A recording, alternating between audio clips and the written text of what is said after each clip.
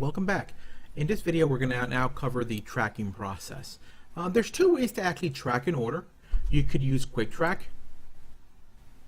I'm going to click on it, and from QuickTrack you can use the order tracking number that was given to you once the order was placed, or you can use your client reference number that you created. This could be your sales order number, your purchase order number, etc., etc., whatever tracking information you created. If you use multiple tracking order numbers or multiple indicators that are special to you guys, you also have the option to use reference number 2. So all these functions are here available on this drop down.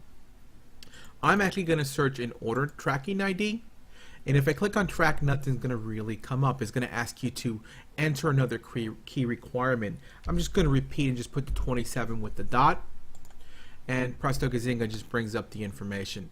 The cool thing about QuickTrack is that it actually gives you kind of like a Domino's kind of display when you're waiting for your pizza. It's the same concept. So right now it's a new order, and everything that's grayed out hasn't yet taken place. So there hasn't been a driver assigned.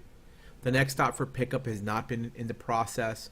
Pickup complete, next stop delivery, or the delivery complete process. The great thing about this is you also have a great overview of the actual order that you're looking at. And that's the simplicity of using QuickTrack. I'm going to close QuickTrack, and now I'm going to look at a different option. I'm going to click on the tracking option, and here you can dive in just as deep. I can enter that order tracking number here. I can filter by whether it's a new order. I can start to look at what stages during the delivery process have taken place. If I wanted to just slim it down a little bit more extra, I could enter my particular order number or my reference number. Again, this is your tracking ID numbers, your purchase order, your sales order, your receipt numbers, etc. And then I can dive in deeper by selecting the service types. One of my favorite things that I like to do is I usually like to just change the date. So for example, if you started on Monday and you want to look at your Monday and Tuesday deliveries, you change the date. Now I have 2 date ranges. I go to the bottom, and now I'm going to click on show results, and that's going to bring up every order that I processed for those last 2 dates. I also do have the option to expand the grid, and now I can actually start to dive in deeper. If I wanted to look at my first order, which is test 1, 2, 3, 4, I can click on it, and presto, the same thing as the QuickTrack is going to give you that type of like a domino display where it tells you if the order was delivered or not.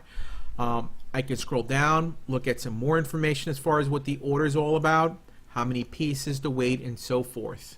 Okay, I'm going to close this out. The other great function about tracking your orders, if you wanted to have it, for example, like on a piece of paper, or if you wanted to export that information, you can. And what you can do is you can click on Export to Excel, and as you just saw right now in the bottom section of my left-hand corner, it actually grabbed all of my orders information that I currently have for the last 2 days, and it put it into an Excel sheet. Okay, I'm going to click on Open, and here goes my Excel sheet. I'm just going to open it up.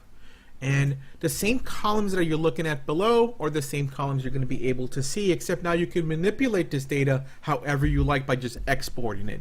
Pretty cool little report. I got my order ID information, my personal account number, the status, the current status, my specific order number, receipt number, tracking number. If I have another reference, I can feel free to enter that information. It's going to populate who processed the actual order, the service that I selected, the pickup company information, the pickup date. If there was an arrival time frame and a date, you will see that under right here, under pickup arrival, the delivery company information, the delivery date information, and then when the delivery was departed, and of course who signed for the actual package once it's delivered, the proof of delivery information. And that's the great thing about this new tracking platform. It's pretty easy, easy to use. You can export the information. Now you have much more power in your fingertips. I hope you enjoyed this video, and if you have any other questions, always feel free to contact your account manager. Thank you.